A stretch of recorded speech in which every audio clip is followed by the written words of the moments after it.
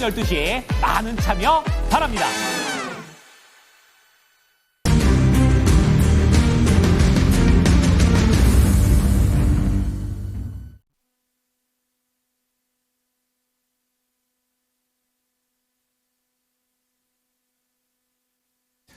네, 자, 시장이 지금 10시 반까지 진행되고 있는 그런 상황입니다. 특별한 방향성은 안 나오고 조금씩은 살아나고 있다? 코스닥 쪽에서 좀 더 좋은 모습들이 나오고 있는데요. 자, 오늘도 프로의 시선을 통해서 시장의 중요한 부분들 짚어보도록 하겠습니다. 자, 레몬 리서치의 대표님 나오셨습니다. 안녕하십니까? 안녕하십니까? 네, 오늘 프로의 시선 주제 공개해 주시죠. 자, 대선 D-1이 되겠습니다. 대선을 전후해서 투자 전략을 우리가 어떻게 가져가야 될까에 대한 부분을 알아보도록 하겠습니다. 자, 지금 유력 주자들의 이런 여러 가지 분야에서의 정책들을 보게 되면 겹치는 부분들도 있지만 또 워낙에 또 차이점을 보이는 부분들도 있습니다. 증시 입장에서는 이제 변곡점에 좀 도달한 것이 아닌가라는 그런 생각을 하게 되는데요. 자, 김민수 대표님, 이 대선 이후 어떻게 우리 시장의 색깔이 변할까요?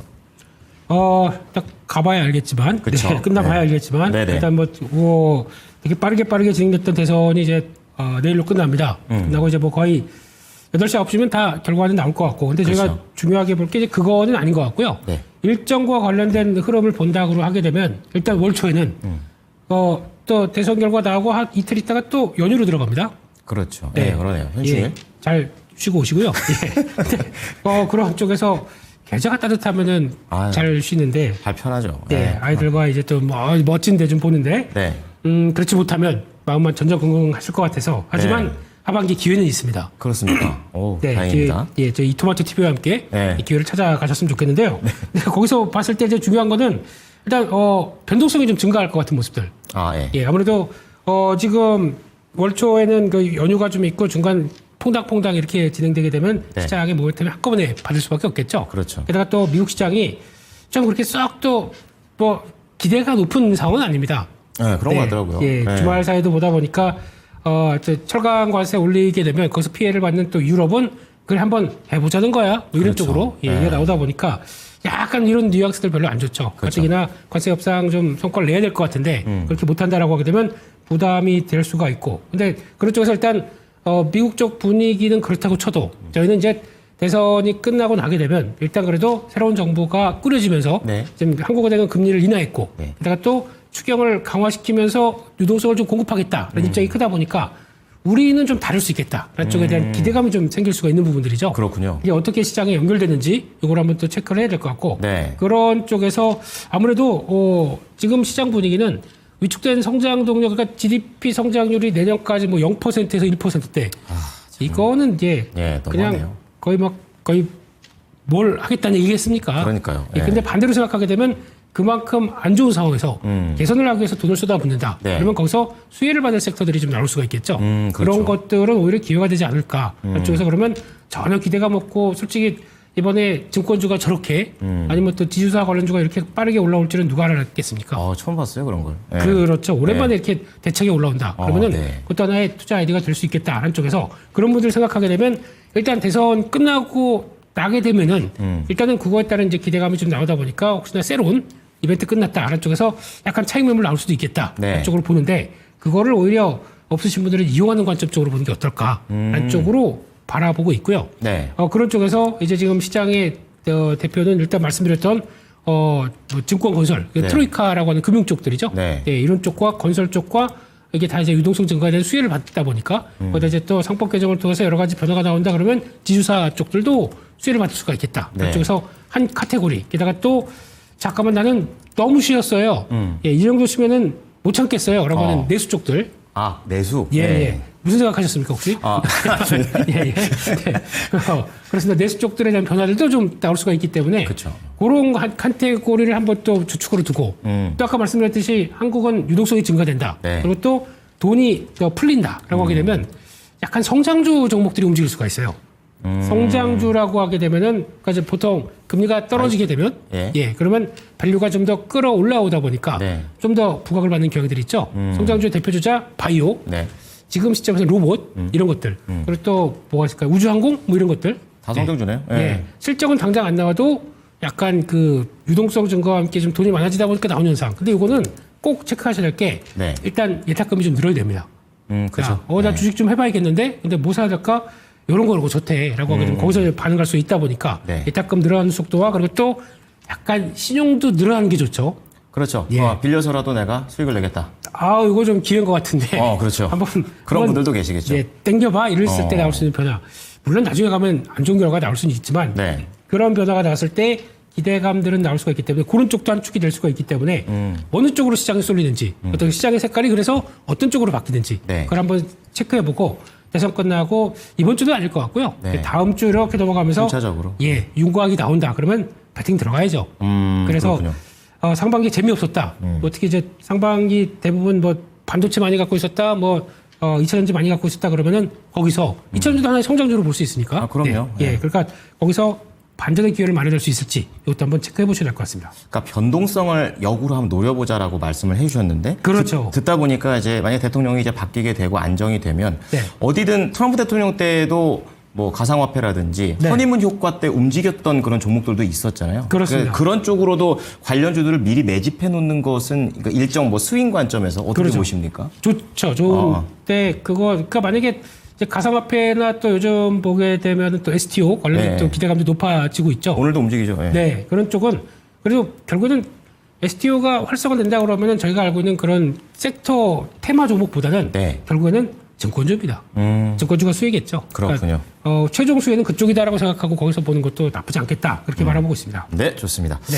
자, 대선 이후가 어떻게 될지 궁금하셨다면 지금 정도로 좀 가이드라인을 크게 한번 잡아보시고 접근을 해보셨으면 좋겠습니다.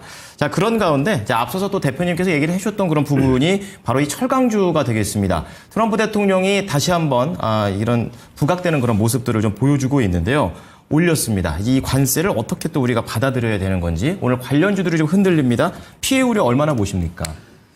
피해가 있을 수밖에 없죠. 그렇죠. 솔직히. 예. 네. 지금 우리나라가 미 수출이 철강 쪽 한 13% 정도 차지하다 보니까 이딴 식으로 나온다.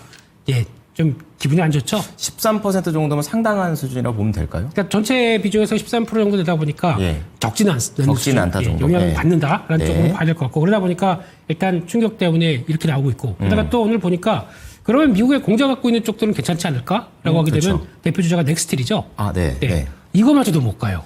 그 말은 투심이 다 얼은 겁니까? 그렇죠. 네. 철강 쪽에 대해서는 아직은 일단 업황 자체가 그렇게 썩 좋지도 못하고 있고, 그렇죠. 예, 그런 상황 쪽에서 이런 분위기가 나왔다 그러니까 약간 회피하려는 물량들이 좀 더 커진다. 그러니까 이거를 견뎌내서 어떻게 변화가 나오겠다는 것보다 네. 이거 말고 할 거 많은데 뭘 여기다 집중을 해라고 하다 보니까 그렇죠. 기회비용이라는 것도 있고요. 그렇죠. 네. 약간 좀 빠져나가는 분위기로 봐야 될 것 같습니다. 네. 그쪽에서 일단 두 가지로 봐야 될 것 같은데요. 이렇다는 내용은 일단 뭐 여전히 미국은 자기네 거 챙기기. 그러니까 니폰제철이 그 US 스틸을 인수하다 보니까 약간 상을 줘야겠어. 예. 네, 그러니까 니네 투자하고 뭐 다 한다고 하다 보니까 약간 장벽 쌓아줄게. 네. 그런 관점이 있는 것 반면에 자 우리한테 투자를 하게 되면 이런 효과가 있고 그렇죠. 잘못하게 되면 다 때려버리겠다. 뭐 이런 식으로 나오다 보니까 네. 이거에 따른 이제 경고로도 볼 수가 있겠죠. 두 가지 의미가 있군요. 예, 그리고 또 네. 하나는 그런 것도 볼 수 있겠죠. 네. 어차피 지금 보편관세, 상호관세 이쪽들은 잘못하게 되면 법원에 제동 걸릴 수 있습니다. 네. 네, 그러니까 또 이제 어떤 항소법원은 일단 잠깐 단기적으로 열어놓긴 했지만 대법원 가게 되면 또 막힐 수가 있겠죠. 그러면은 그래도 우리가 수단제 없는 줄 알아? 그러면서 오히려 강렬하게 이런 품목별 관세 쪽으로 강하게 들어갈 수 있겠다. 그러면 솔직히 좀 긴장이 돼요. 왜냐면 그렇죠. 저희가 철강도 그래, 철강, 알루미늄, 뭐 자동차 그밖에 또 뭐가 있냐면은 반도체, 네. 의약품 이런 쪽 아직 대기하고 있는 품목별 관세가 있습니다. 그러니까 그게 전반적으로 방향성을 알 수 없다라는 게 좀 힘든 것 같아요. 그렇죠. 네. 그러니까 그렇게 나와서 우리 상호관세 때문에 사법부로 인해서 좌절됐지만 네. 우리는 끝까지 하겠다. 그래서 그쪽으로 강화시키게 되면은 또 뭐라고 할 수 없어요. 그건 또 행정부의 고유 권한이기 때문에. 그렇죠. 예, 그래서 그거에 대한 부담감은 있다는 쪽으로 보게 되면 결론은 이쪽을 너무 제가 이제 좀 챙겨보면서 네. 이쪽이 앞으로 기대감이 높다는 쪽으로 보기에는 아직 도전 과제가 좀 많다. 그런 쪽으로 해석하면서 그렇게 보셔야 될 것 같고. 네. 그래도 이제 뭐 포스코홀딩스 같은 경우는 아마 이런 거는 이제 그렇게 나올 수도 있습니다. 지금 시장에서는 네. 하반기 가게 되면서 이제 기대감이 높은 쪽들이 지주사지 않습니까? 그렇죠. 네, 지주사 특히 PBR 0.3배입니다. 네, 그리고 맞네요. 네, 이 정도의 저평가된 지주사의 어떤 변화들 얘기 나오기 시작하게 되면 이건 또 그래도 타겟이 될 수가 있기 때문에 그건 너무 부담으로 보는 것도 기회도 될 수 있겠다. 막폭 커지면 기회가 될 수 있겠다. 예. 그쪽으로 봐야 될 것 같고 마찬가지로 제가 보기엔 세아베이스틸 지주 예. 이 정도는 오히려 지주사 쪽에서 네. 그러니까 오히려 지금 더 저평가로 봐야 될 거예요. 실적 대비해서 또 자산 대비해서 더 저평가로 보고 있기 때문에 이런 거는 오히려 좀 기회 요인으로 보면서 빠진다 대응할 수도 있지 않나 그렇게 봐야 될 것 같습니다. 오히려 이제 밸류가 낮은 게 무기가 되고 있는 또 지주사 쪽이 되겠습니다. 네. 자, 철강으로 시작을 해서 결국 트럼프 대통령의 성향은 강대강으로 부딪히고 있습니다. 자, 그런 가운데 불확실성이 많기 때문에 전반적인 업황 자체는 약간은 좀 기다려 봐야겠지만 지주사적인 측면으로 접근했을 때에는 뚫릴 만한 그런 기회가 있다라는 부분들을 짚어주셨습니다. 자, 마지막은요. 제가 진짜 안 보고 있다가 여기도 움직이는구나 이렇게 생각했던 부분이 되겠는데요. 바로 네. 통신 장비주가 되겠습니다. 자, 어떻게 보면 어떠한 모멘텀에서 우선 이렇게 움직이고 있는지 그리고 이렇게 갑작스럽게 움직이니까 계속 봐도 되는 건지 단기인 건지 궁금증이 확 늘어나고 있는데요. 어떠한 관점이십니까? 네, 일단 지난주 금요일 날 왜? 이런 느낌이죠. 그렇죠. 예, KMW 왜 상한가야? 갑분이죠. 예.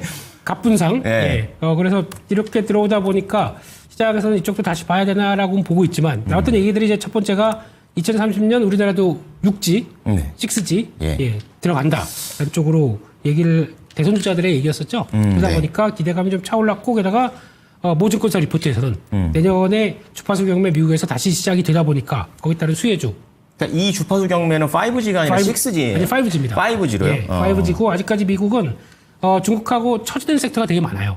아, 그래요? 예, 그런 쪽에서 이쪽이라도 우리 따라가야 된다. 근데 돈이 어디서 날지 모르겠지만 그러니까요. 예, 뭐 해서 다시 세팅하겠다는 쪽에서 입장에서 나오게 되면 그거에 따른 기대감들이 커지게 되면 지금은 바닥이다. 이런 논리들이죠. 게다가 또 중국 통신 장비 쪽을 이번에 또 쓰겠느냐. 네. 그래서 철저히 배제한다. 그러면 동맹 쪽에서 해야겠죠. 네, 그럼 그 장비 쪽에서 뭔가를 한다 그러면 우리 거 네. 기대감이 좀 높아지겠죠.